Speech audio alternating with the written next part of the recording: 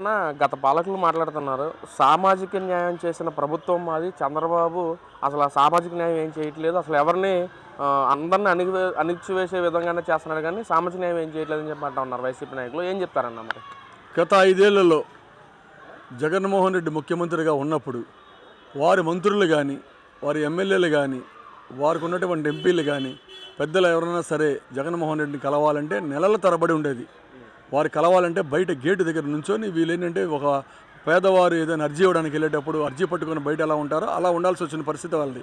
సామాజిక న్యాయం అన్నది ఇతను చెప్తా ఉన్నాడు. సామాజిక న్యాయం అంటే నిన్న జరిగినటువంటి బ్రిలిగేట్స్ వచ్చినప్పుడు అక్కడ ఉన్నటువంటి వారిని ఎస్సీలను ఉంచారు, బీసీలు ఉంచారు, అలానే ఓసీలు ఉంచారు.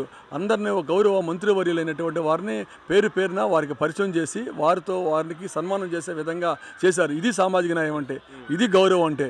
మీరు కించపరిచే విధంగా ఎక్కడో మీరు మీ ఎమ్మెల్యేలకి, మీ ఎంపీలు ఏదైనా సరే కలిసి 5గురే, ఆ సుబ్బారెడ్డి, సజ్జల రామకృష్ణారెడ్డి అటువంటి వాళ్ళు 5గురే రాష్ట్రాన్ని 5 జోన్లుగా ఏర్పాటు చేసి ఈ 5 జోన్లకి 5 రెడ్లను ఏర్పాటు చేసి అక్కడ జరిగేదంతా కూడా అక్కడ మంత్రులు ఉన్నా సరే, ఎంపీలు ఉన్నా, ఎమ్మెల్యేలు ఉన్నా అక్కడ వారికి ఎటువంటి పెత్తనం కూడా లేదు.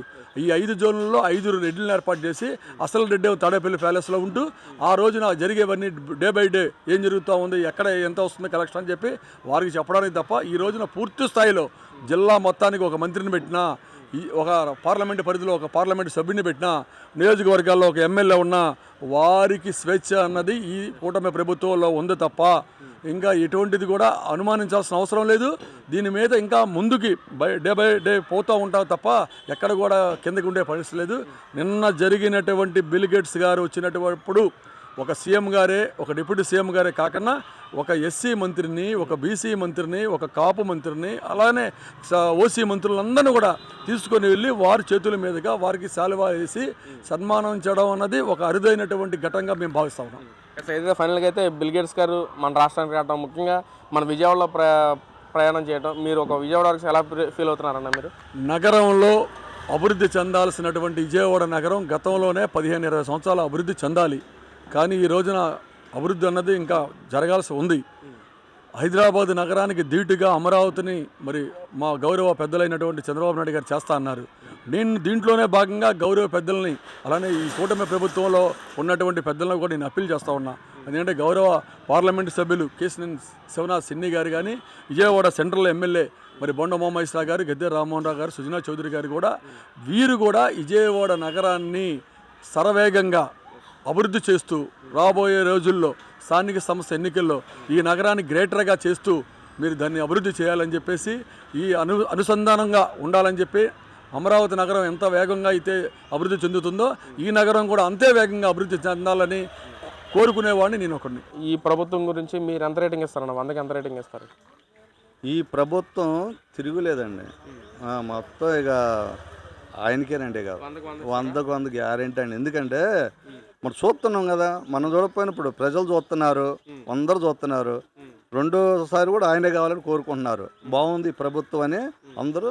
మరి పక్కన వైసీపీ నాయకులు సవాల్ చేస్తున్నారు, పరిస్థితుల్లో గెలిచేది మామే, ఈసారి 3 పార్టీలు కాదు 25 పార్టీలు 30 పార్టీలు కలిసి వచ్చినా మా గెలుపుని ఎవరు ఆపలేరు అంటున్నారు. మరి అది చెప్పుకోవడానికి ఎవరైనా చెప్పుకుంటారు, ప్రతిపక్షం అనేది అది సహజంగా చెప్పుకొని పోతూనే ఉంటుంది. ఎందుకంటే పనులు చూస్తారు. ఆ ప్రభుత్వంలో ఎంత ఇబ్బందులు పడ్డామో ఇప్పుడు ప్రశాంతమైన జీవితాలు గడుపుతున్నారు అందరూ. ప్రశాంతంగా జాబులు వస్తున్నాయి, ప్రశాంతంగా అన్నీ ఏం కావాలి అది ప్రభుత్వం ముందుకు వస్తుంది. ఇళ్ళకు వచ్చి తెల్లారితేనే లేచి పెన్షన్లు ఇవ్వటం, ఇవన్నీ ఇవ్వటం. మాకంటే ముందు అధికారులు వచ్చి పనులు చేస్తున్నారండి.